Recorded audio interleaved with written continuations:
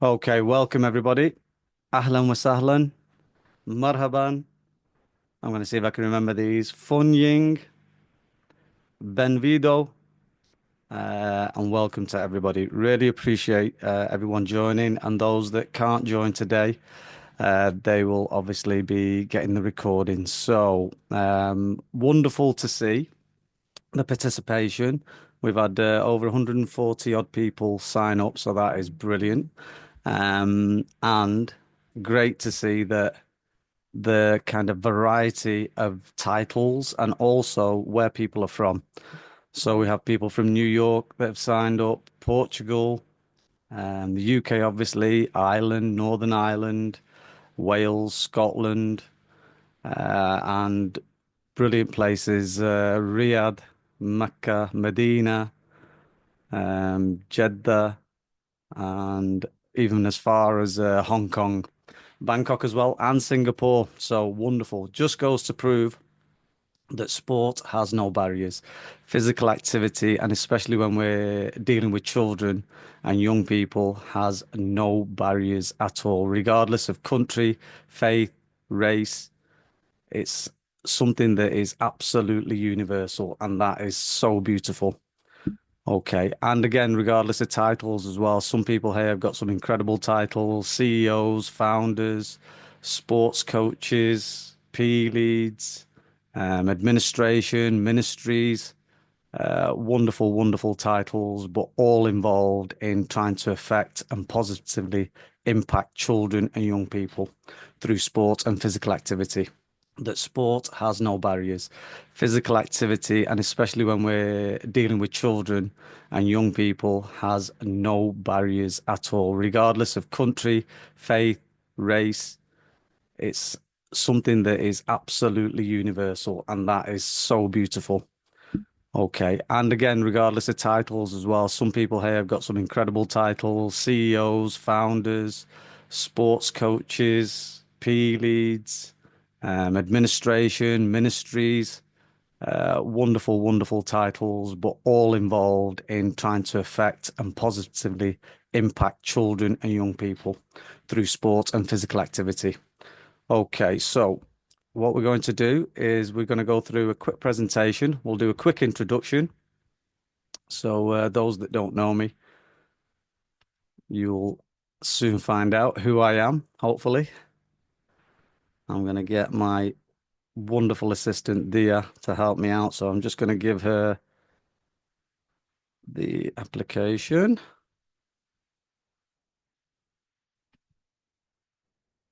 So, I will start it off.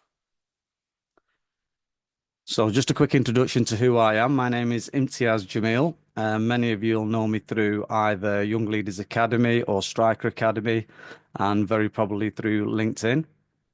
I speak a lot about sports, physical activity, children, young people, women, girls in sport, and diversity in sport as well. So it's some of my topics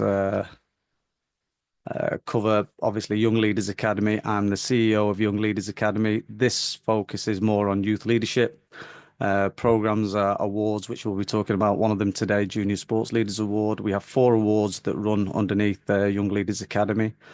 We provide training into schools, organizations, government organizations, local government, and we also provide strategy as well. And that is kind of again helping to develop that mindset and that vision that will run through as a stream right across the board. I'm also head coach and founder of Striker Academy Soccer Schools. This is mainly football and multisport. We have an academy, and we've been blessed to train children to the very highest levels in elite football. Children that are in academies like Manchester United, Liverpool, Everton, Manchester City, and so on and so forth. We also do school enrichment programs. So these are kind of after school activities, uh, lunchtime activities, breakfast time activities as well for children. We also do staff training for sports. So obviously in primary ages in the UK, we very rarely have specialist primary PE leads or PE specialities, so we provide training into those, and also early years. We have a really successful program called Active Acorns, which is again training nursery and kindergarten staff how to run and consistently, sustainably run early years programs to affect and hopefully impact children at the youngest ages, which is so, so important. And then we have the foundation, Striker Academy Foundation. This focuses on communities, uh, trying to break down those barriers to sport, find out what those barriers are, and tackle them. Obviously, health inequalities right across the board, crazy at the minute. We've got a lot of work to do, guys, a lot of work to do. And then obviously, also providing specialist sports and support for girls and women into sport as well. Okay, so hopefully that just gives you a little overview. The agenda for today, we're going to look at what is a Junior Sports Leaders Award. Some people will know, won't know what that is. We'll run a little poll shortly just to see where we're at with that, why they are more important than ever before, and how a Junior Sports Leaders program run properly can improve engagement, behavior, and skills in our young people, and then obviously how you can get involved. So just before, if I can maybe run this poll, let's see if I can do it whilst we're still sharing. Okay, wonderful. I think I can. So, first question. Well, it's a poll, really.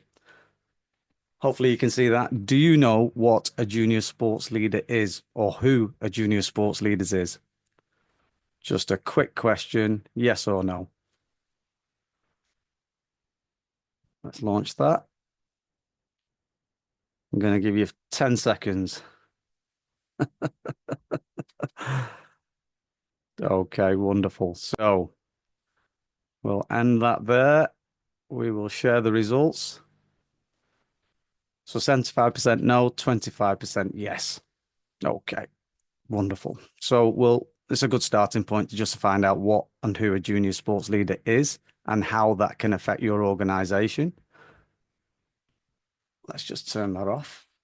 And then we'll move into kind of what can be done with junior sports leaders and the award that we provide and how that can impact, your organizations, hopefully. So, Dia, could we move that slide on, please? Okay, so just to give some background of where we're at. Now, although these figures are UK based, do not sit too comfortably if you're from any other part of the world because these figures are likely across the globe, unfortunately. They're not great. They're going to make for some really kind of hard reading.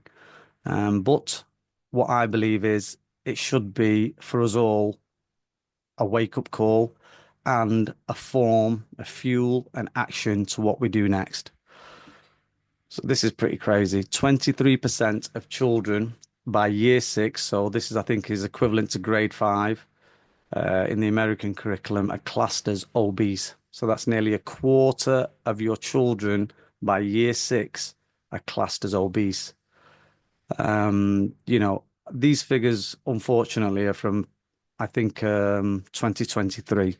So I suspect, unfortunately, that figure has gone up.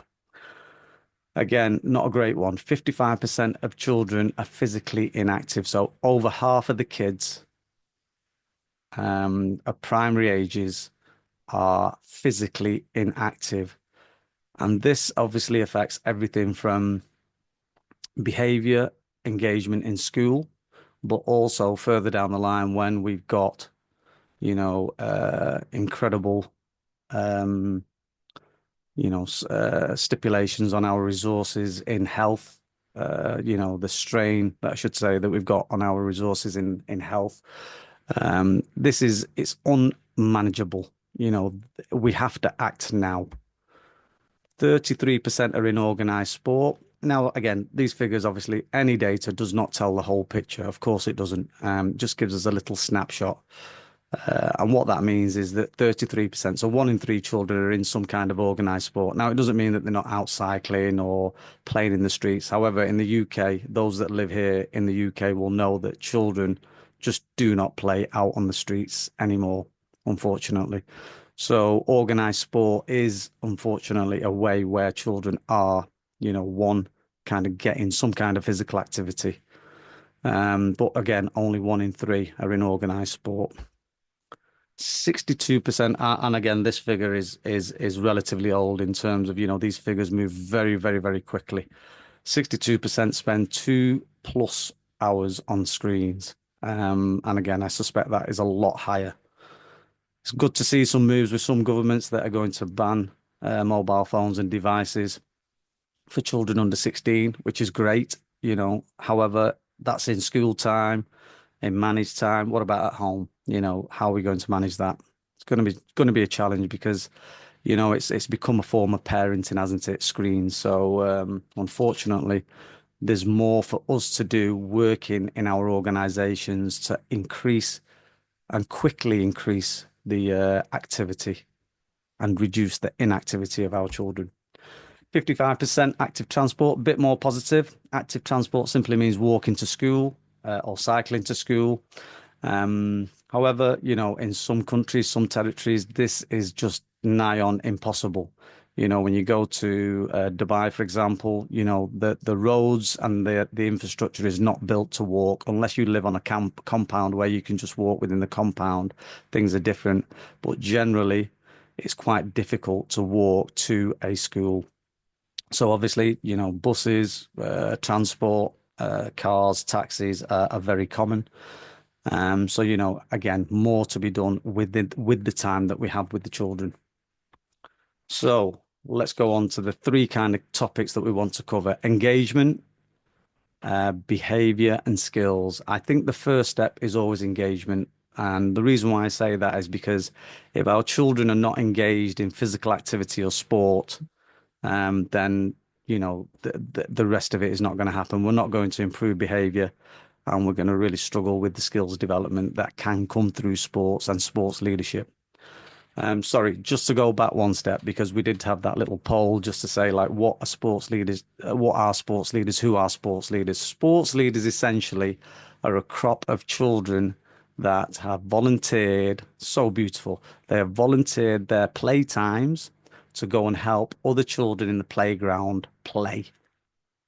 Absolutely amazing, amazing mentality of these children.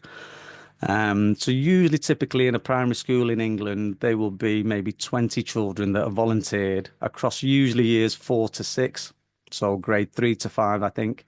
They will volunteer their time to go out and play with the younger children, just to kind of like make them feel a bit more comfortable. A lot of the time, younger children, they don't know what to do. They're kind of like a little bit at odds. They may not have made friends. They may not know how to make friends. So this just really makes a beautiful a culture in the school of helping, caring, giving. So these children are giving up their time to play with the others. Unfortunately, what typically happens, and the reason why the Sports Leaders Award came about, is that they volunteer in September and then they give up in October. And the reason why is because they simply don't know what to do. They get bored themselves. They have challenges between each other. They don't know how to work as a team. You usually get one bossy one who bosses everybody else about, and it all falls apart. So the key element is they lack training.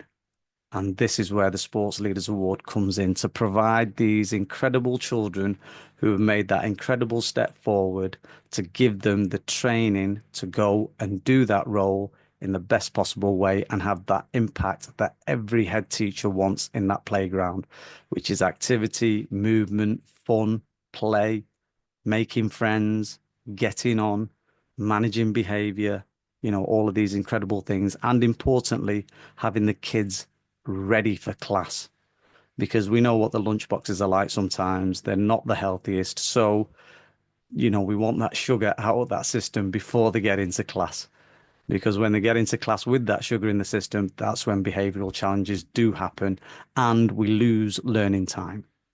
So we're getting back a lot more than we bargained for.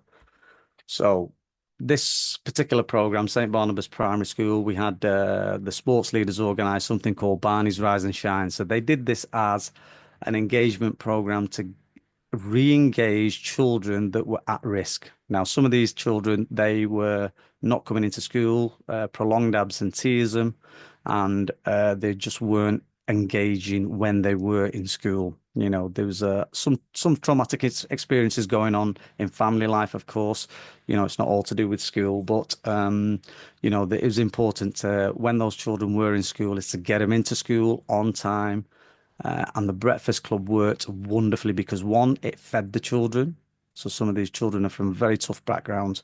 It fed the children, but also we used a very, very light, soft touch on sports. So with the sports leaders, we discussed that, okay, they're not into sports. These children, when they're in school, they don't engage with after school activities. So they're not into sport at all, or they don't think they are. So then we just did things like beach volleyball, den building as they're doing there in the background. So they've gone into a forest school that the school has, and they built this wonderful, incredible structure out of all the logs and, you know, tires and whatever they could find.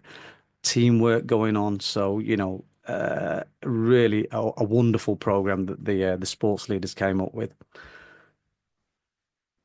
And the impact was attendance improved. So some of these children were 65% and less attendance. They were now, after this program, this was an intervention that probably lasted about 12 weeks. They were now at 96%. Obviously, with that, they're in school, they're now reading better, writing better, the maths has improved, you know, attainment across the board has improved. So, a wonderful example of engagement. And the sports leaders doing that, you know, they're working with these children, you know, with their peers to get them back into school, get them re-engaged, get them learning, and get them improving and raising their aspirations, obviously. So, another example, case study here, how to improve behaviour. So, St. Begg's Primary. Interestingly, this school was running a creative curriculum. So, they'd stepped away from the typical curriculum and developed something a bit more creative. And the reason is because some of the children were showing behavioural challenges, and they wanted to engage them in a different way, and they wanted to improve that behaviour through physical activity. So they put those children, a cohort of 60, they did that 20 children each term, and they put them through the Junior Sports Leaders Award to improve that behaviour, and they had some wonderful, wonderful results. So the reason, I mean, the reason why I'm putting the reason is because this is your motivation. When you find that reason to have the sports leaders, everything else flows from that. You know, as Simon Sinek says in his book, you know, you must have a reason why. It starts as the fuel, it becomes the motivation, but then this is the discipline. You know, you do this term after term, knowing the impact that it's going to have now, but also in the future. You know, these kids are learning some incredible skills. So, and we'll go through some of those shortly. As we mentioned, target was 60 sports leaders, and the impact 15% clawback per week on class time. So that's incredible. Improved behavior, and again, higher aspirations from those children that were possibly at risk. You know, we do not want children through behavior to then become disengaged. You know, we're in a dangerous place when that happens. And sport and sports leading can have that kind of incredible impact. Okay, next case study. I'm sorry I'm zooming through these, but we will have a chance for questions shortly. I don't want this to last too long, you know, sort of like half an hour through the presentation.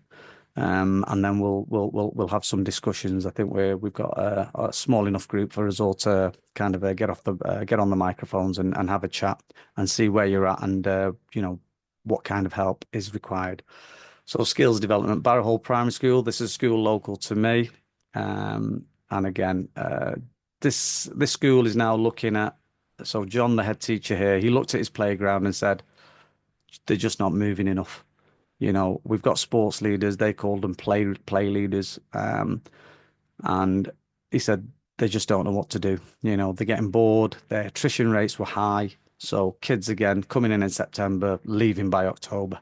So he wanted to fix that. What was going on? When you look at that data, you see children 20 coming in at September, two left in October. And the immediate decision is the sports leading does not work. It's not working. It's broken.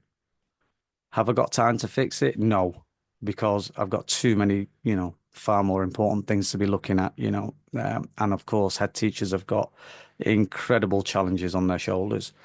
So, data, as we mentioned before, only gives you a snapshot. When you look and then you go in and you talk to the children, why did you leave? Then, as we mentioned before, you find out it's because they don't know what to do. They don't know how to do it. They don't know when to do it.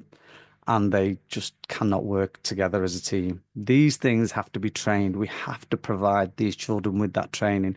Look, they've taken the first step to come forward, and volunteer their time. I think the least we can do is give them some kind of structure on how to use that time in the most valuable way. So their reason, again, improved playground movement. When John looked at the playground, he said, my playground is 65% active. I want it minimum 85% active. So he wanted 20% increase. How was he going to do it? He selected 15 sports leaders that he knew were going to engage fully with the program, as best as obviously children. They change their minds very quickly. So the impact, 85% playground movement, confidence as well in these children. Some of these children, these three in particular, the one in the middle is a very confident child, but the two on the sides and the one at the back that you see, they were very shy. You know, they weren't, even when I was training these children, I thought maybe they're going to drop out. However, they didn't. They stuck with it. They saw the benefits and they gained some confidence, some incredible confidence, new skills. They had a wonderful attitude with the younger children. And this program, they started it in 2018, still continues now. So you can see the sustainability. It's there. So again, looking at, the figures that we just looked at, 30 to 35% increased playground activity minimum, absolute minimum. You should be demanding that. 95% confidence, resilience, teamwork. Now, how do we know that figure 95%? It's because we interview and survey the kids after the program, before the program and after the program. How confident you feel in sports leading, how confident you feel in communicating, how confident you feel in planning an activity. Those figures are usually very low at the start, but incredibly high at the end. 6 embedded life skills, I'll show you them very shortly. And this award, as all our awards at Young Leaders Academy, is accredited by Open Awards. So those that are in the education space, this will be classed as a pre-entry level award. So it's not on the entry ladder, on the RQF ladder, level 1, level 2, etc. It's pre-entry. However, the kids come away with a recognized, a nationally recognized certificate, which is incredible, isn't it, at primary age? So those that are working across the board with SEND, maybe in AP and PR units, then this is something that the kids can achieve something and get a certificate for it as well. So not only are they learning those incredible skills, they're getting something of value that they can show further down the line. Okay, 95% approval. It always baffles me, this one. Which 5% of parents didn't approve? So I think they probably didn't answer the questionnaire. That's probably why we've got 95%. But which parent doesn't want their child to be in a leadership program and learning incredible skills for themselves that are going to benefit their school and it's going to benefit their community? And of course, as we mentioned, reducing the attrition rates of this program. It's not that sports leaders and play leaders programs don't work. They just need the training to help them understand how to make it work. Okay. Sports and physical activity, definitely not a luxury. If it ever was seen as a luxury, it certainly isn't now. And I'm going to pause here for a second just to kind of let this one sink in. one in six children now have a mental health issue. This is NHS data, and unfortunately, a 50% increase on 2019 figures. And it doesn't look it's like it's getting better anytime soon. So that's why I'm so passionate about whatever we do it now. We move and we move quickly to put things in place. These kind of small cogs that make that big cog move, yeah, are necessary, really necessary. Sports and physical activity, some people may kind of promote it as the silver bullet. It might not be the silver bullet, but it certainly goes a long way to helping kids just have that fun and be kids again. So how do we start this journey? Essentially, what happens typically when organizations embed this award in their school, we train up a leadership coach in the school. Could be one, two members of staff, usually put forward by the leadership team, or sometimes is the leadership team, or it could be a PE lead in the school, whoever's got that, responsibility for PE and delivering the PE curriculum across the board. So we train them. Yeah, that training does not take long when we understand the needs of the school. Then that leadership coach is responsible for delivering the award. So they will deliver all the modules that are in the award. They get resources, teachers, sort of resources, lesson plans, PowerPoints, etc., that will help them, videos that explain the topics, and they'll move through sequentially through all the modules. Roughly takes about a term to do the Junior Sports Leaders Award, about 10 to 12 weeks, depending on the attainment and understanding level of the children. And then we assess as well. So we assess during the award to make sure that the award is being delivered properly. So then we help. Assessment is I think, a hard word, but essentially it's to make sure that the award is being delivered as we expect it to be, to keep the standards high and to make sure the children are getting best value. Okay, because the best value becomes the outputs and the impact, the outcomes, I should say, and the impact that we want. If the award is delivered lacklusterly, then when we can't expect, that impact that we really, really want. So, I mean, this is a typical example, probably very much like St. Begg's, term one, 20 children, term two, 20 children, term three, 20 children. Some of you have huge schools, especially in the Gulf. We have schools with sometimes a minimum of 2,000 children. So, you would work this at a maybe slightly different scale. This is a typical kind of primary school, UK, England, I should say, primary school model. Um, so let's have a look at the components that we looked at. So we go through modules. These are not all the modules, just to highlight some of the modules. Safety. That's not first aid. That is safety in the playground. So looking at the area that the children would play in and just ensuring it's a safe area. They learn those wonderful skills. So like we would say, a risk assessment. Planning. I mean, wow, incredible skill to be able to plan and prepare for the day ahead, for the week ahead, for the month ahead. They're going to learn all these skills like session planning, how to put that session together, how to put that activity and play activity together for the playground, and teamwork, that big one. Learning how to collaborate, work with others, listen to their ideas, understand the value of the people that they've got around them. You know, goodness me, like, you cannot even evaluate that skill at such a young age and what benefit that is going to have further down the line. Communication, a big one for me. Obviously we have a public speaking award as well, but communication is huge, isn't it? The ability for children to be able to communicate with each other, with their peers, with younger children, with staff, adults. It's an essential skill and becoming ever more essential because of the challenges that we have and the challenges that children have with the environments that they're living in. Reflection, the ability for the child and for children, the sports leaders, to look back at what they've done. Was it great? Did it work? Is there something that we could do better? Did the children enjoy it?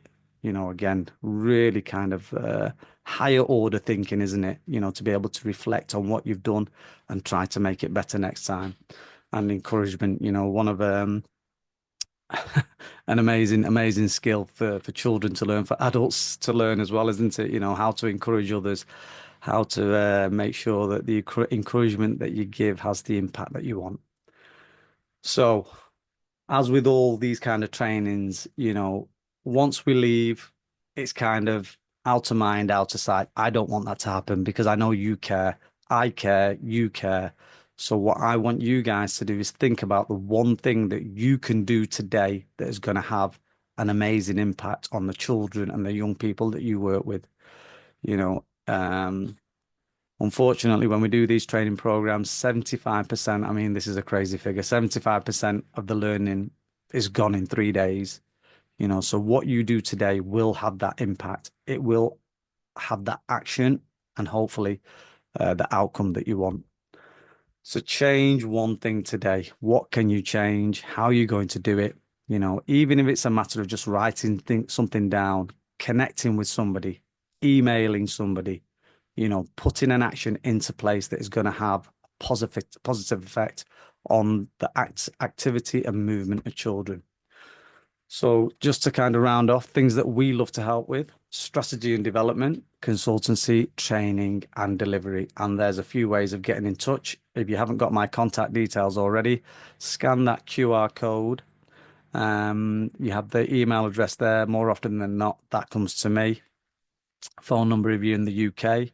And then you can even book in sometime on my calendar. So if you go to the Young Leaders Academy website, go to the contact page, we can continue the conversation. Whatever your specific needs are, we can discuss them in depth and try to help.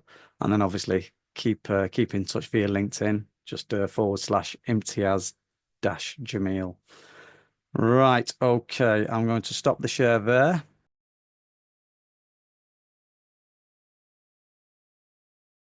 So I'm going to answer Simon's question there. If you prefer to put your question in the chat, please go ahead.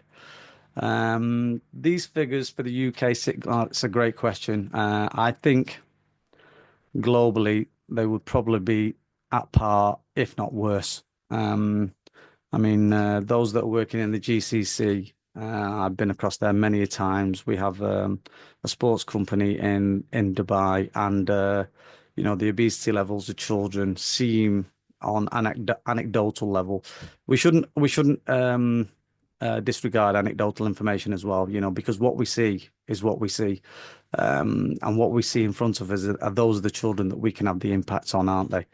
But yeah, these figures, the league tables, the World Health Organization, for example, they do obesity league tables. You can get the data, some very, very harsh data off that website in particular. And yeah, it doesn't look good for Saudi Arabia, for the UAE, Kuwait.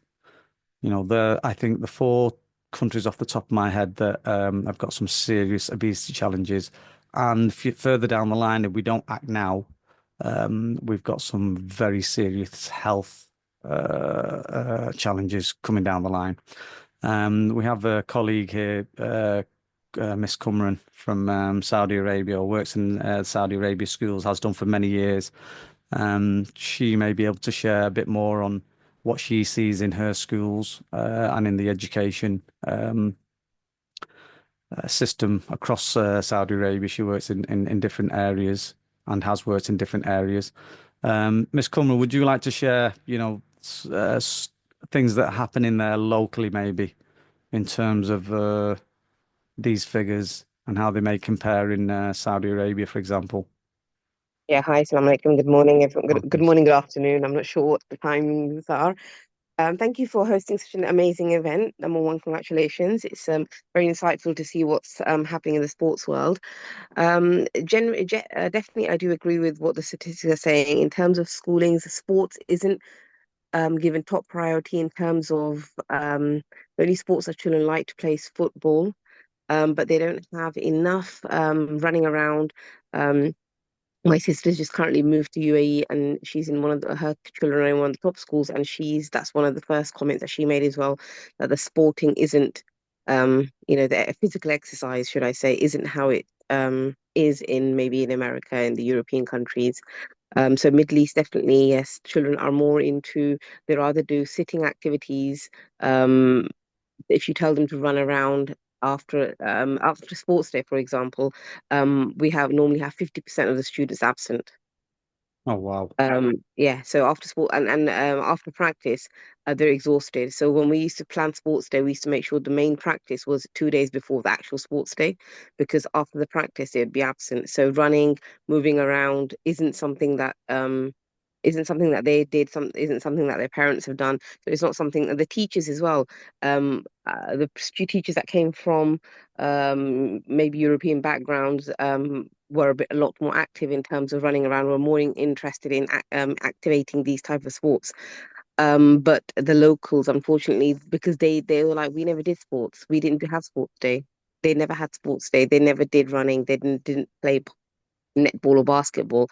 So then that notion, obviously, what you learn is what you transpire onto, your job. I think that I'm a firm believer of that, especially when it comes to teaching. So that's something that they're not familiar with, and it is changing. I'm not. I mean, I've been in Saudi Arabia for the last 20 years, and it has changed, but not significantly enough. Well, there's the huge opportunity then, isn't there, for this kind of a program to have that kind of impact, and you can start gently. I mean, obviously, you don't want to scare children off. For example, the case study that we talked about with St. Barnabas Primary, where we did the Breakfast Club program. Those children were disengaged. One of the key things, one of the girls that she had attendance figures of that less than 65%. Um, when I asked her, why do you not kind of like go into the after school club? She said, I hate sports. And I said, why do you hate it? I said, I hate the people that run it. That was the big flag for me. And she said, I don't like sports. I'm not good at it. And I said, what makes you think you're not good at it? Everybody laughs at me when I do something. So sometimes children are and they are very, very sensitive to their environment.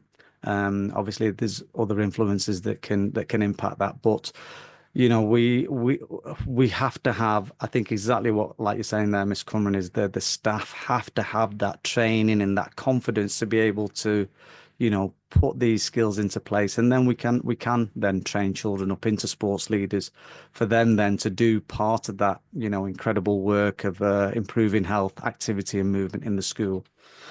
Thank you so much for sharing that.